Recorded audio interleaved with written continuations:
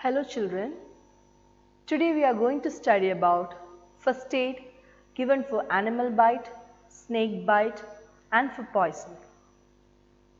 First of all, we can learn about animal bite. Animals like dogs, especially stray dogs, may bite human beings.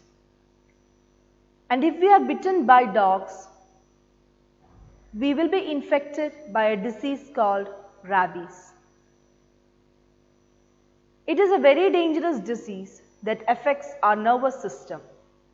It can even lead to death. The rabies is caused by a virus. The virus will be present in the saliva of an infected animal.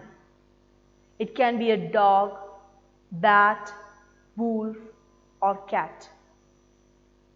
If we are bitten by these animals, the saliva sticks on to the wounded area and the germs, that is the virus present in the saliva, enters into our body through this bitten part.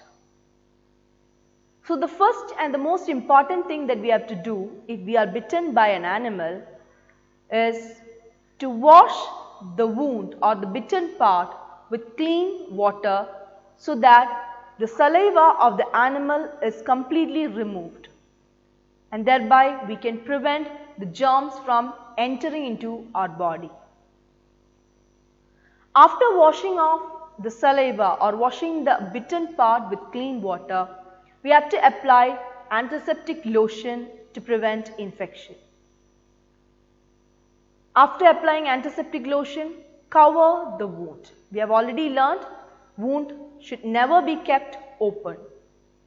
So cover it with a sterile gauze or a clean piece of cloth. After that, take the person or the victim to a doctor because rabies is a very dangerous disease and further treatment can be given only by a doctor. The next type of accident that happens around us is a snake bite. Snakes are not dangerous every time. Snakes are not classified as dangerous animals. They bite us only if we hurt them. There is only one first aid or one important step as first aid to be given for snake bite. That is to tie a tourniquet. We have already studied what is a tourniquet. To tie a tourniquet or a piece of cloth tightly above the bitten part.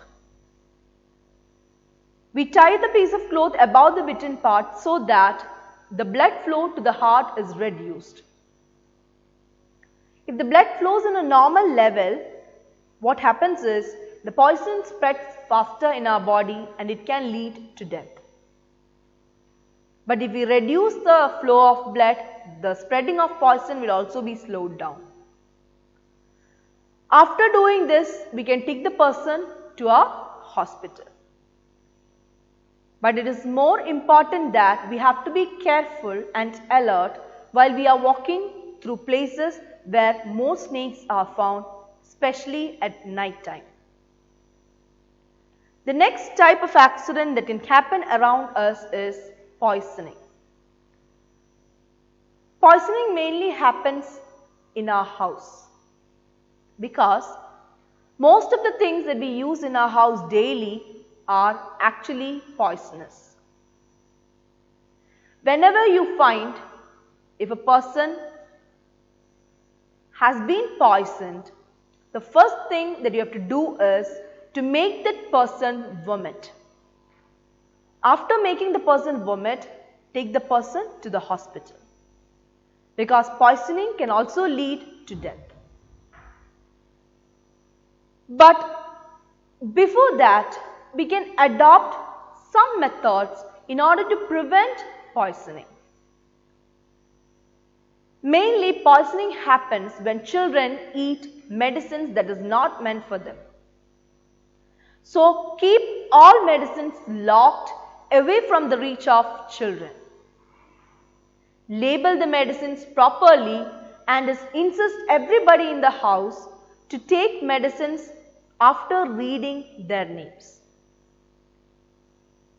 especially your grandparents and small children. Destroy all medicines that have crossed their expiry dates, because having a medicines that have crossed the expiry date is always a cause for poisoning. So if you see some medicine which have crossed the expiry date, just put it into the waste bin at that moment itself. Don't keep it again inside the medicine box. That can lead to dangerous situations. Wash all fruits and vegetables before eating them, because fruits and vegetables will be sprayed with insecticides and pesticides, which are actually chemicals, poisonous chemicals. So if we eat food, especially fruits and vegetables, without washing them, these chemicals get into our body and cause poisoning. So always wash fruits and vegetables before eating them. I know you are doing like this at your home. We never try to eat fruits and vegetables without washing, isn't it? So these are the ways by which we can avoid poisoning at home. So if something like that happens, just make the person vomit and take him to the hospital. Now I am sure that you have gained a lot of information regarding first aid, how to deal with an accident from this chapter. It will be helpful for you throughout your life. Go through your textbook, read it carefully, learn it thoroughly, because only if you know about first aid, you can act faster. So with this, we have come to the end of this chapter. Thank you.